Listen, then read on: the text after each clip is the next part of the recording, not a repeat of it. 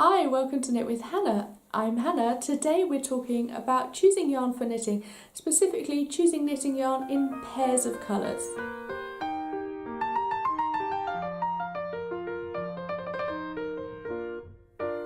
Hi, welcome to Knit with Hannah. I'm Hannah. I'm here with Knitting Now to help you learn to knit the easy way. We are talking about choosing yarn for knitting today, and that is in pairs of colours. I am a real advocate of choosing colour when you're knitting, and I love using stripes, I love using different patterns with pairs of colours. So I thought I'd help you today. I have a PDF download if you'd like to do that. I'll put the description in the link below. But it's got the colour wheel there. It's going to help you work out what you're going to do when you're choosing yarn in colours.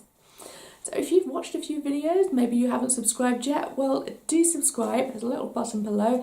When you subscribe, and especially when you hit the little bell, you'll be notified when a new video appears. That's every Tuesday, every week.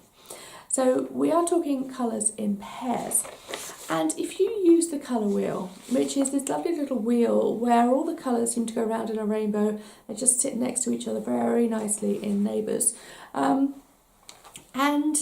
you can use that colour wheel to great effect when you're choosing colour in knitting, in the clothes that you want to wear in the morning, in your interior design, in all sorts of places in your life. So I've found this colour wheel very useful, and just learning it and realising that you can use it in everyday life is really helpful. So let's go through. I've got 4 tips for you on how you can choose colours in pairs, and then I've got a bonus tip that could really help. So the first tip I have for you is to look at the colour wheel and choose neighbours of colours. That is, the colours that sit right next to each other. So you could have green and yellow. You could have blue and purple. And just go through them. You could go all the way around this colour wheel and pick up pairs as you go. And just really experiment. That's one really clever tip that will just really help you choose colours that sit really nicely together. So the next tip is to choose colour opposites. And when you choose colour opposites, you can think about all the different shades that there are in those colours. Because sometimes the colour appears, for example, red, and you think, how am I going to mix that with green? Everyone says no. But actually, red and green go really well at Christmas. And also, if you mute them down, if you mix them both with white, you have pink and a really pale mint green. And those colours, they may be opposite, but they are really beautiful together. You may see them a lot in girls' clothes and in girls' toys as well, actually. But also, if you think about the adult choice of pink and green, you'll see them in lines of fabric such as Cath Kidston, for example. You may have an apron that you wear in the kitchen with these beautiful pink flowers all over them, and of course they have to sit next to the green stalks and the green leaves. So it's a very natural combination, and that can be the same with many of the other opposites. Just remember that these colours, you may say never use an opposite because they clash too much, but actually they can be very natural and really beautiful too. The third tip I have for you is really exciting. You're going to love this one because it's so easy. You're going to find 2 shades of the same colour. It's that simple. You might find a dark blue and a light blue. Think of indigo and forget-me-not. And think about a dark green and a light green. You're going to see those colours in nature, and you're going to see them sitting right next to each other on the yarn shop shelf. I use 2 shades of one colour a lot, very effectively. It really is helpful, and it's a very simple way to go. Wearing colour can be quite courageous, and it can take time to get used to it. So knitting with it as well, it can get used to choosing those separate colours. So choose 2 tones of the same colour and you are ready, good to go. The last tip for you, it again seems like a real cheat because you're actually only going to choose one colour. And this is ideal, as with the 2 tones of one colour that you actually make an easy choice. It seems like it's cheating, so you choose one colour, but you mix it with a neutral.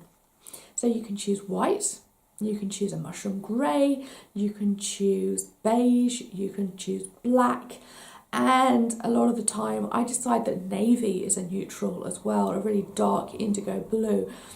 Any colour will mix with them. You can use them as often as you like. You can use them with 5 different colours over 5 different projects. It really is a very simple way to go. It's an ideal choice, an ideal combination.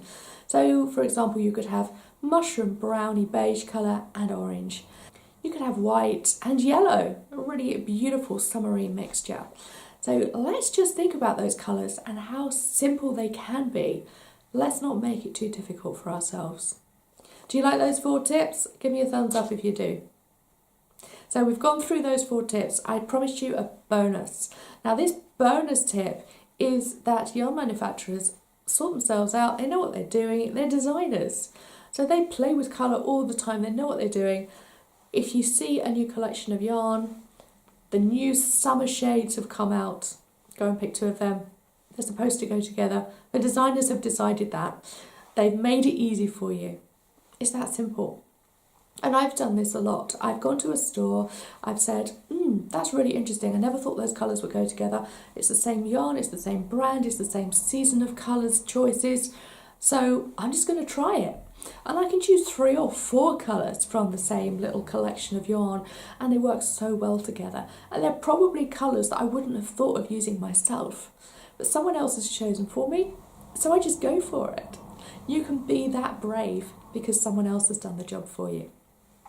Right then, so if you would like to download this, you'll get your colour wheel, you'll get your 4 tips, and you'll get a load of combinations that you can try out as well without having to think too hard when you're looking for yarn. I'll put the link in the description below. Right, thank you so much for joining me today. Had a great time. Give me a thumbs up if you liked all these tips, and put in the comments below which pair of colours you'd like to use next for your next knitting project. Okay, I will see you again soon. Bye for now. Happy knitting.